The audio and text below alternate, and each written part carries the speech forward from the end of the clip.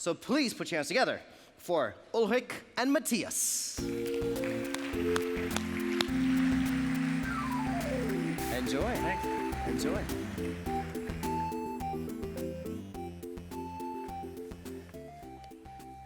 Okay, welcome, Matthias. Hi. Here at Bits and Pretzels, we talk a lot about dreams, about the dreams of founders, of investors. And now we talk about maybe one of the biggest dreams of mankind, the dream of flying. So, Matthias, what's your dream at Lilium Aviation? So at Lilium, basically our dream is to democratize the whole, say, personal flight. So our mission of the company is enabling a world where everybody can fly anywhere, anytime. So yeah, that basically flying becomes a normal mode of transportation like we use a car or a train today. And what's the flight object you're working on? It's not the Top Gun jet, which I prefer. No, but we hope it looks at least as cool and as science fiction-y as a fighter jet, but definitely more approachable. So the concept that we're following, or the jet that we've envisioned to fulfill this mission, is called the Lilium Jet. And it's basically a 5-seater electric vertical takeoff and landing jet, which means it can fly like an aircraft, but it can also take off and land like a helicopter. Yeah, that's hard to understand, but you brought a video so that we can take a look at your jet. So let's watch the video.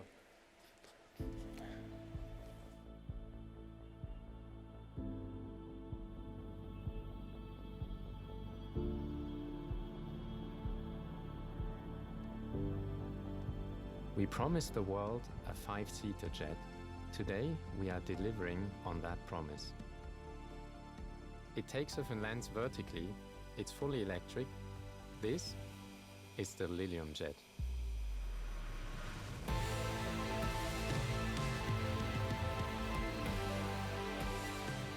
This is the product. There's nothing like this.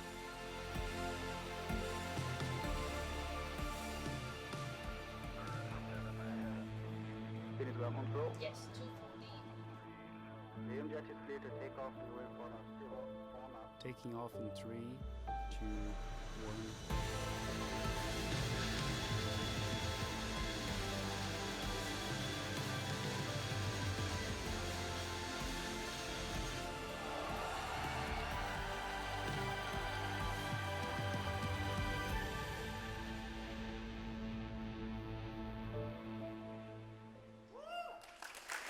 Thank you.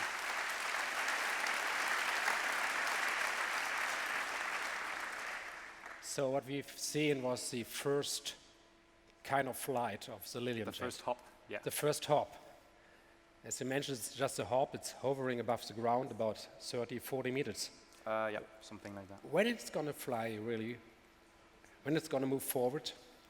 So ever since, this was in May this year, so ever since, of course, we continued the flight tests, and so far, of course, we expanded the flight envelope so that we're already flying some maneuvers, and there's also going to be an update, I think, in the next 2 to 3 weeks, a marketing update where we show more and on the progress of the flight test campaign. So it's already moving forward? It is, yeah. Yeah. And where are you testing it? In Oberpfaffenhofen, close to Gilching. Yeah, that's where you're based, That's because you're a Bavarian startup. We are a Bavarian startup, yeah. We founded the company 4 years ago in Munich, and the first actually kind of motivation to move out to Oberpfaffenhofen was we got a grant of funding from ESA, and they sponsored the first offices, and then due to the closeness to the airfield and actually their amazing support so that we could actually use it also as a test site, we decided to stay and actually even move the headquarters on site of the airport. Is Munich a good location to build up aircraft company, because there's a long tradition of aerospace industry here in Munich? Surprisingly, yes. So in the beginning, when we started to build up the company out there, of course we didn't know the whole ecosystem and the supplier landscape.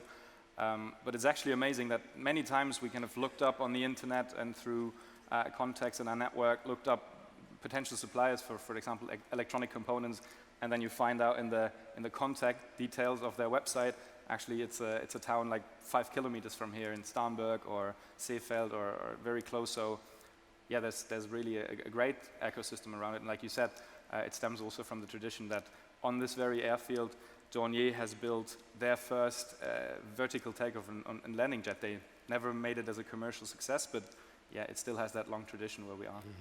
Can you tell us a little bit more about your timeline? How long does it take for you to bring it to the market? So we hope to be operational in multiple cities around the globe in 25, which obviously means that before that we have to develop a version that is certified. So currently we're basically the prototype that we're testing doesn't have a cockpit yet. It's completely remote controlled. So the next steps until 25 is obviously, first of all, building a version that can actually carry passengers and then certifying it. Yeah. So in 2025 you're going to start with a jet with a pilot, or is it already autonomous? This is a piloted operation as we know it today. So basically like a single pilot helicopter operation. Yeah. And without a pilot, it's going to happen when? It's a good question, and there's probably more dimensions to this to answer it than just a straight line that we can project right now. So one dimension is obviously the technical one, and the good news about this is that probably in the air it's even easier to technically implement than on the road, just because of the the environment that you can control it. There's authorities in place like airspace management, and obviously there's no kids playing balls in the skies. So it's definitely easier to achieve that automation. We can already see this in commercial aviation today, that probably 99% of the flight time, the pilot is not actually flying the aircraft. It's but you need the pilot for starting and landing, and without the pilot, that's impossible. Exactly. That's the main reason why we start basically with a pilot in the beginning, because there is still a gap to close, and it's mostly also on the regulatory side, where right now there's no certification basis for. Yeah. Talking about certification, how difficult is it to get it approved? I mean, President Obama yesterday talked a lot about regulation, and that regulation is important also in innovative sectors. And is it a problem for you? It's not a problem. I would say it's a challenge, like all the other challenges that we face every day. But the good news here is, like Obama also said, we should have the support and the framework that we need from the regulatory bodies. And that is definitely something that we find here in Europe. So EASA, the European Aviation Safety Agency, is super supportive, and they've recognized that this is going to be a market sector that they currently don't cover with their regulation. So they released a special condition for these kind of VTOL aircraft, and we're working very, very closely with them. And they want to learn from us, we learn from them. So it's really a giving, taking exercise to make this a success together. So it's not so difficult in Germany and Europe, as I thought it would be much easier, for example, in China or in the Gulf states. Or yeah, so there might be loopholes, or there might be, let's say, shortcuts. But first of all, it's our ambition that we certify to the same kind of safety standards that commercial aviation is following today. And secondly, even if we achieve certification in another country where there might be less restricted certification basis. We are a European company, we're a German company, we want to be able to operate in Europe. So for this, even if we would start somewhere else, the European certification would always be our goal. So your goal is to start your business with a landing site in Munich? That would be the dream, I guess, but it's nothing that we can... Just to give an idea, where is an ideal location for such a landing site? It is on a skyscraper, it is outside of the city, I don't know, where there are no buildings. What's the perfect site? Ideally, it'd be on places where you already have infrastructure and there's unused spaces. So, for example, on top of a high building where currently there's nothing really, not used space, or on top of, let's say, a car park where you would then kind of build up one other story, and then you could have the landing site there. So this would be the ideal case. And in other cases, for example, Munich is not, like, it doesn't have that many skyscrapers as, for example, a city like New York. So we have one at Süddeutsche Zeitung. There's a skyscraper. Yeah, it's true. But I mean, in Munich it would probably still be a bit more on the outskirts or somewhere where, it's easier to find something. But I guess at Süddeutsche Zeitung there would be a lot of people who say, "Oh, that's dangerous. It's noisy. We don't want to have it on our rooftop." So how about the public acceptance of air taxis?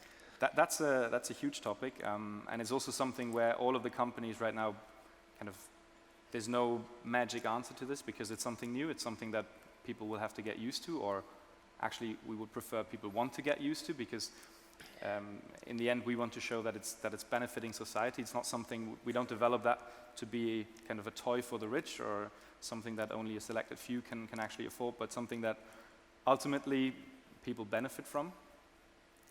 And then obviously the different topics in terms of public acceptance, like safety and noise, are things that we tackle right from the start, and are taken into account the same way as any other technological, let's say, challenge that we have along the way. Yeah, you said right at the beginning that it's a mean of transportation for everybody.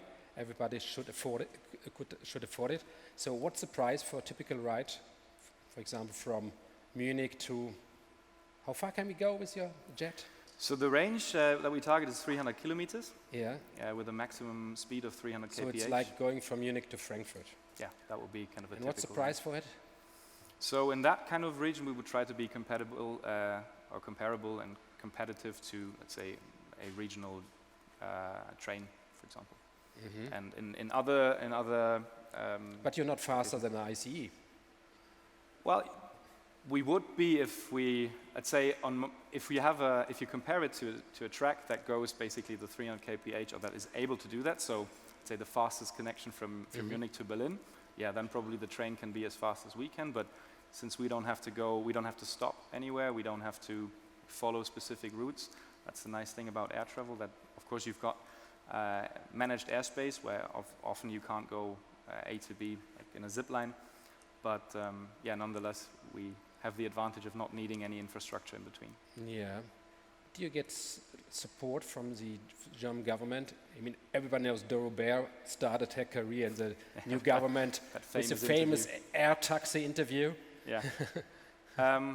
So far, actually, we can see that the German authorities are quite supportive. They're very interested, and they, for example, just today we have a visit from the Bavarian Prime Minister Söder, and actually also Rosberg.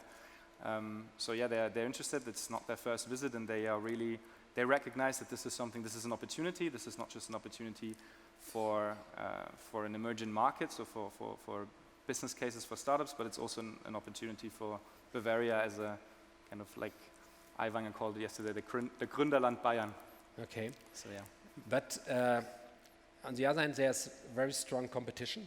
There are about 100 companies who are working on air taxis. So are you really better than the others?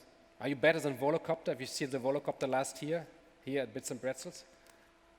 Well, we wouldn't say we're better. We're different. We target a different mission. So concepts like Volocopter without any airborne lift. So they purely rely on basically rotating props to keep them airborne.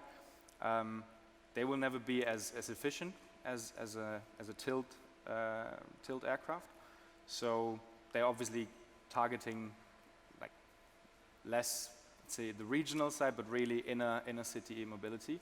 And that's something where eventually we will compete with them as well, but this is not our primary target. So it's a bit of a different direction. So you're for medium range transportation, and Volocopter is more for local business. And why you're focusing on medium range? Well, first of all, because if you think about a taxi, it's short distance. Yeah, true. True. Right now, you wouldn't take a taxi from Munich to Frankfurt, I guess. That's true. That's true. It's too expensive. So there's a few reasons for that. The first one is we thought about if you have that mid-long range capability, there's also nothing preventing you technically to target shorter distances. If you're more efficient, you're more efficient. There's a certain range, let's say below 5 to 10 kilometers, where kind of the concepts like Volocopter are a bit more efficient because they can hover more efficiently than our concept can.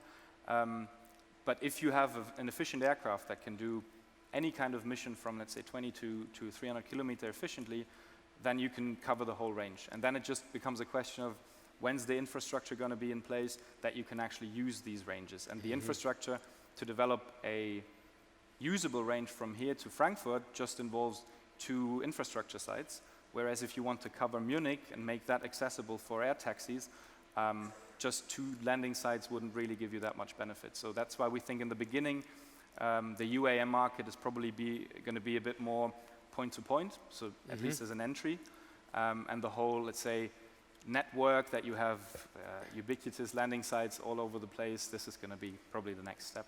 Yeah, but it's still a long way to go. If you start business operation in 2025, it's 6 years to go, and you have to do a lot of investments, then start to earn money. So, I mean, it's really hard. How are you doing that?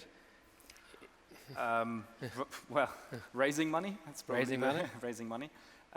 So far, we've been extremely lucky with the investments that we received and the partners that we are fortunate to work with. And obviously, as a startup, you continuously raise money, but you never raise money. So it's an ongoing process that ultimately, yes, to achieve a service in 25 is going to be a bit more money needed. You mentioned your partners, your investors. Your big investors are both from Asia, Tencent and SoftBank. So are German companies too reluctant to invest in this kind of business? So just first to clarify, SoftBank is not an investor. Not really? Oh, sorry. Yeah. I confused it, sorry. Tencent, yes. Tencent is our Series B investor. Yes, they're a Chinese company. And what was the question? If they're reluctant? It's hard to get German investors into this business because maybe they understand it's difficult to get into the market. I would say yes, that the difficulties in Germany or in Europe maybe in general are still that German venture capital or the European venture capital scene isn't as developed as or just from the amount of capital that is accessible to startups, it's not as developed as, let's say, the Asian and the American venture capital scene. So for us, yes, we started also talks with German venture capital funds, but most of them were not as high risk, I would say, and 5 years ago or 4 years ago when we did the seed round and then subsequent rounds, we just found that, yes, the international, so actually Atomico is a European venture capital fund, and where we think Germany is quite strong, or is at least getting stronger and stronger, is really in the seed investments, where we, for example, from Frank Thielen's investment firm. He was one of the first investors. He was our seed investor, basically. So this is the first investor. The first investor, basically. Exactly. Okay. Yeah. So even there, like it's an exception to the rule, I would say, because it's still companies like Frank's company there's way too few yet. Yeah. But yeah, they exist and they do an amazing job. Yeah. Do you expect any other companies from Germany? There's Volocopter, there's Lilium. Are we going to see more air taxi companies here in Germany?